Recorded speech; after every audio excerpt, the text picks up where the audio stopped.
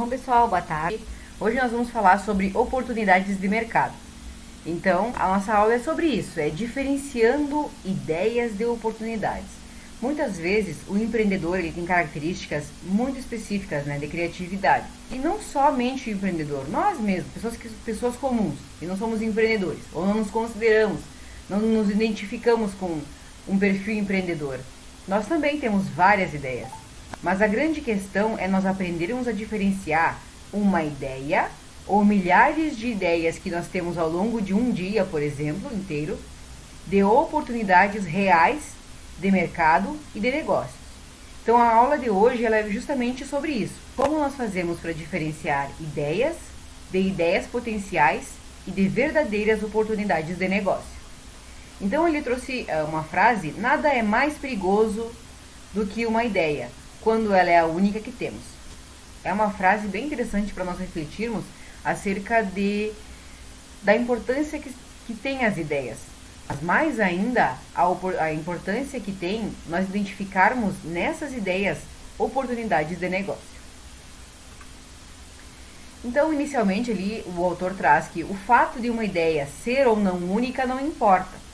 O que importa é como o empreendedor utiliza sua ideia, inédita ou não, de forma a transformá-la em um produto ou serviço que faça sua empresa crescer. Muitas vezes as pessoas acabam se limitando em função de não terem uma ideia própria.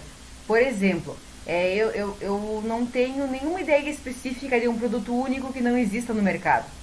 E aí acaba se limitando em relação a isso. Acaba não empreendendo porque acha que precisa de uma ideia inovadora, uma ideia que ninguém tenha pensado ainda. E na verdade não.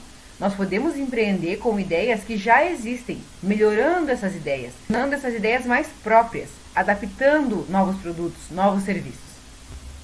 Então por isso o autor traz essa mensagem de que a ideia ela não precisa ser inédita, exclusiva ou única.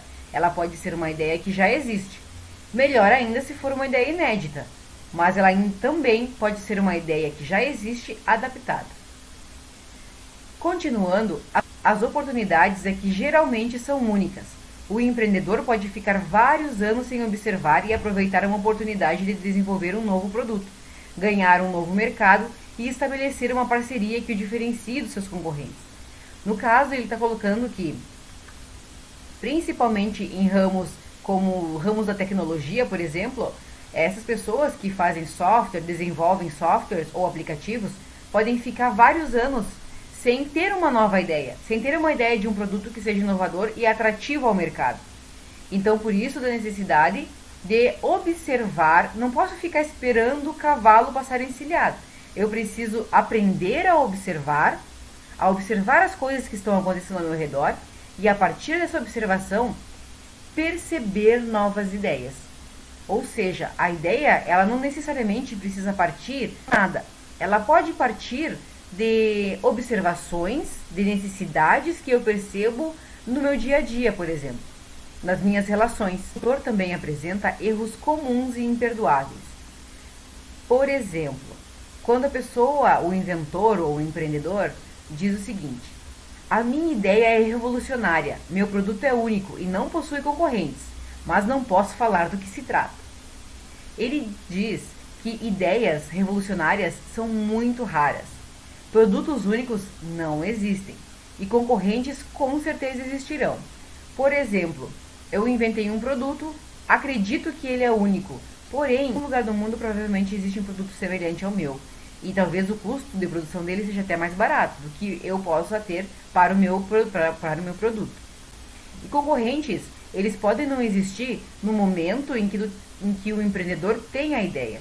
Mas a partir do momento em que ele lançar essa empresa ou lançar esse produto ou serviço, e esse produto for facilmente imitado, não tiver uma vantagem competitiva muito grande, logo existirão concorrentes para esse mesmo produto. Certo? Porque existe a cópia, né? Tem pessoas que acabam copiando serviços ou produtos de outras pessoas. Por isso o autor traz a ideia de que é errado nós pensarmos que somente a minha ideia é revolucionária, somente o meu produto é único e que não tem concorrentes. Eu preciso observar bem o produto ou serviço com o qual estou lidando.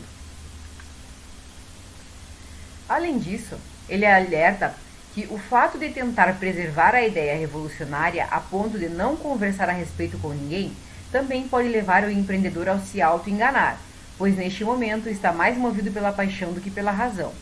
É importante que o empreendedor teste a sua ideia ou conceito de negócio junto a clientes em potencial e empreendedores mais experientes, conselheiros que sirvam como conselheiros para esse empreendedor. Amigos próximos, antes que a paixão pela ideia e segue a sua visão analítica do negócio. Então vejam que labirinto perigoso é o empreendedorismo também, quando nós falamos em ideias de produtos, ideias de negócio, ideias de serviços.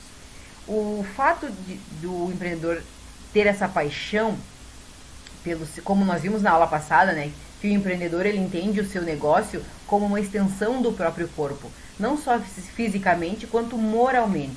Então é muito fácil ele acabar se cegando diante de determinado produto ou serviço, acreditando que ele é único.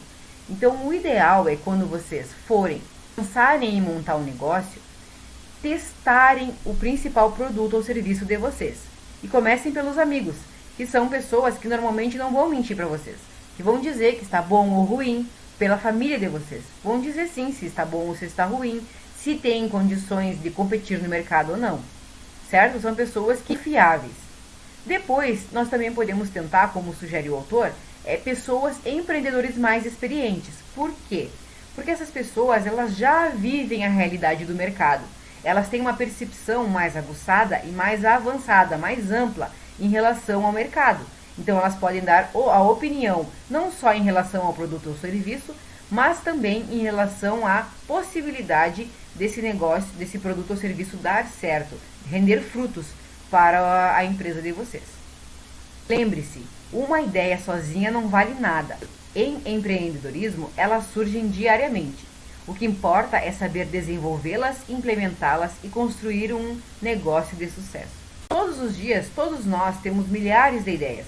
Temos uma, duas, três, incontáveis ideias sobre diversos aspectos, principalmente quando se relaciona a negócio de outras pessoas. Por exemplo, eu almocei no restaurante hoje, tive várias ideias que talvez se o proprietário implementasse, melhoraria o serviço dele. Tive várias ideias. Mas uma ideia sozinha não basta, nem para o outro, nem para mim mesmo. O importante é nós sabermos implementá-las, identificar se essas ideias são viáveis, são úteis ao negócio e se elas são possíveis de serem realizadas. Também nós encontramos uma pegadinha dentro do empreendedorismo em relação às ideias, que é o timing. Normalmente, o timing e o feeling são características próprias de um empreendedor. Ele tem um sentido tão aguçado para negócios que ele consegue perceber o momento certo de um negócio, o momento certo de uma ideia. Mas também pode ser uma pegadinha para os empreendedores. Então, o autor coloca que um empreendedor pode ter a ideia certa no momento errado. Isso pode acontecer. Ele coloca então que outro fator que deve ser considerado é o timing da ideia, momento em que a ideia foi gerada, principalmente em empresas de base tecnológica, pois a tecnologia evolui muito rápido e com isso o ciclo de vida dos produtos é cada vez mais curto. Não só em empresas de tecnologia, mas como todas as empresas. As empresas precisam saber o timing, por exemplo, de se reinventar. Saber o momento em que elas precisam se reinventar para o mercado, para manter a sua competitividade. O autor traz o exemplo de empresas tecnológicas, pois a tecnologia ela evolui muito rapidamente. No momento em que um empreendedor tecnológico tem a ideia de um software ou de um aplicativo, essa ideia e mais o tempo de execução desta ideia, até que ela dê certo, ela pode estar ultrapassada. Ou pode cair em outras pegadinhas que nós vamos ver agora. Eu trouxe aqui então um exemplo clássico do mercado da tecnologia. Isso aqui do lado esquerdo, pessoal, do lado rosa aqui dos slides. Já explica o ciclo de vida do produto, certo?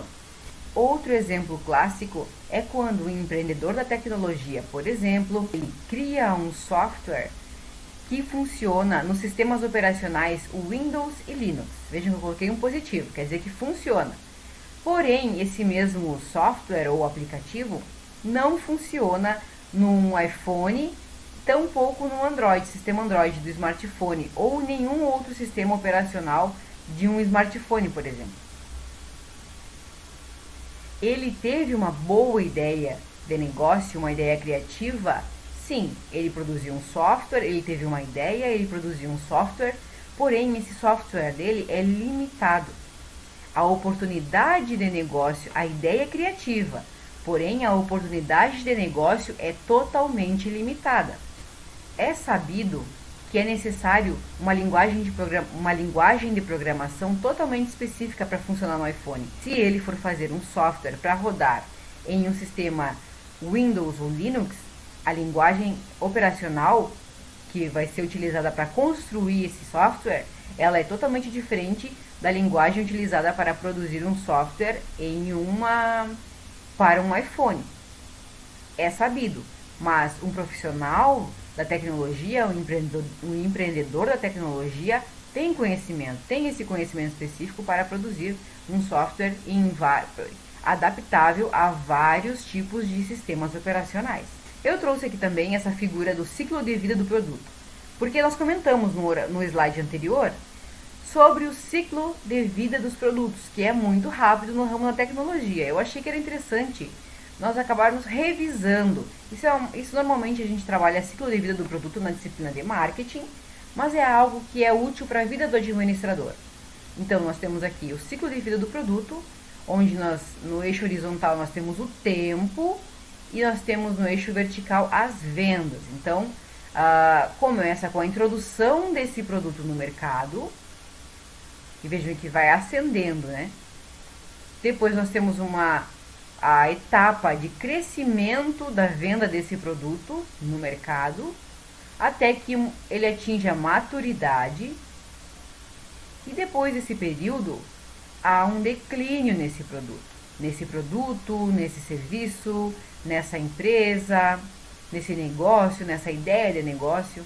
Então, por isso que nós devemos estar muito atentos com relação às nossas ideias, pois as nossas ideias, elas têm um ciclo de vida limitado.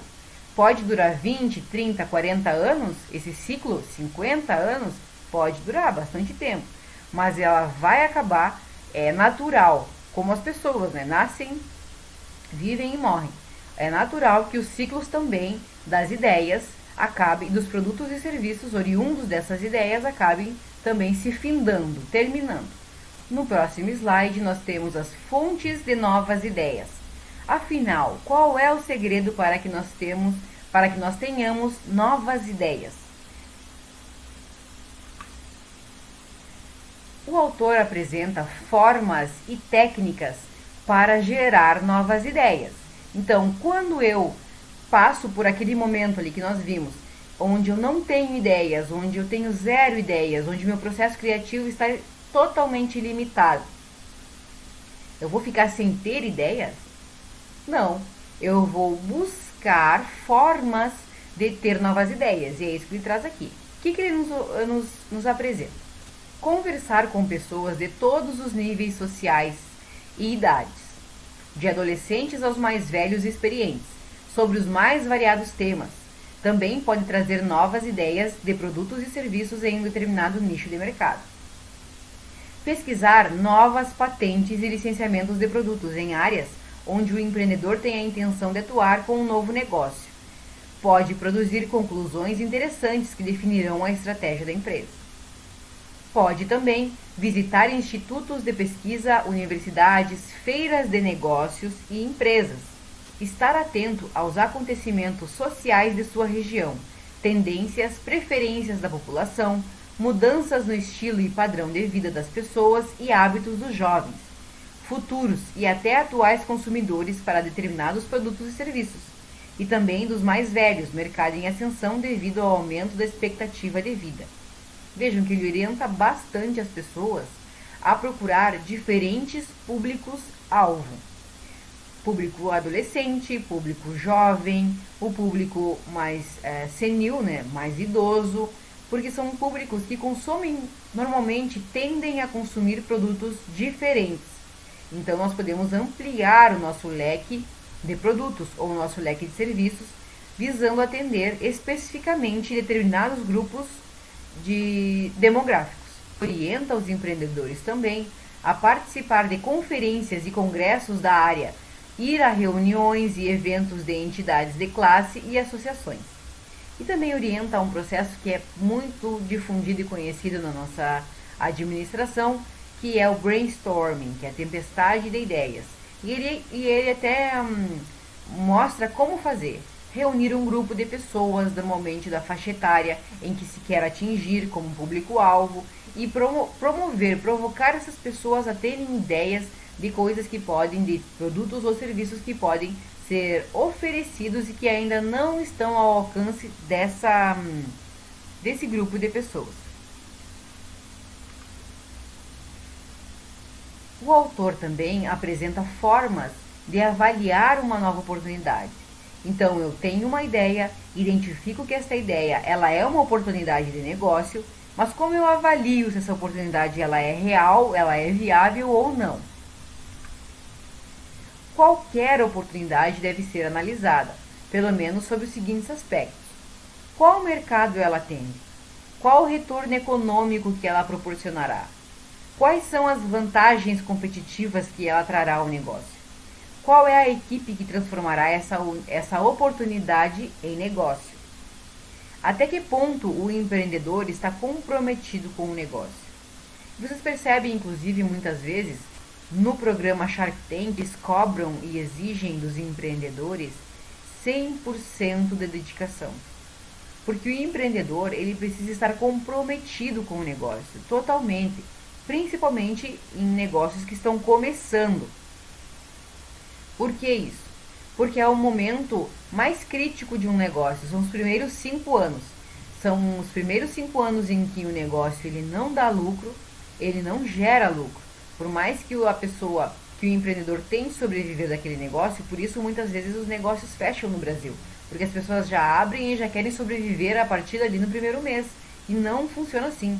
O negócio ele precisa dar um retorno primeiro para o investimento inicial, seja ele capital de terceiro, seja ele capital próprio. E depois nós vamos acabar vendo fontes de financiamento ao longo da nossa disciplina, acho que na próxima aula, não tenho certeza, mas nós vamos ver.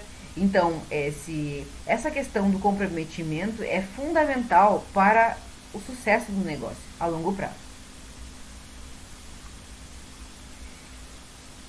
Eu coloquei também aqui essas folhas do livro, essas páginas do livro, porque o autor apresenta como critérios principais para avaliar oportunidades. Quais são os critérios com os quais eu avalio as minhas oportunidades? Eu não vou avaliar uma oportunidade de negócio apenas nessas 5 perguntas. Essas 5 perguntas, elas são iniciais, para que eu tenha uma visão abrangente, geral, sobre a minha oportunidade de negócio. Mas para eu aprofundar esse conhecimento, eu utilizo esses critérios colocados pelo Timmons em 1994, onde ele traz ali. Por exemplo, eu analiso o critério de necessidade dos clientes, valor gerado aos usuários, ciclo de vida do produto ou serviço, estrutura de mercado, tamanho do mercado, taxa de crescimento do mercado, participação possível no mercado. Não vou ler todos, eu vou deixar para vocês lá no Moodle e vocês vão poder observar com mais calma depois. Mas a ideia aqui é nós observarmos de maneira quantitativa, estabelecer dados quantitativos para analisar o nosso negócio. E quando nós trabalhamos com números, nós sabemos que nós nos aproximamos muito mais perto da realidade de um determinado negócio. Então, como funcionam esses critérios de avaliação de oportunidades? Eu verifico o seguinte: eu preciso identificar com pessoas, experimentar o meu produto ou serviço com determinadas pessoas e fazer um levantamento a partir disso. Então, funciona assim.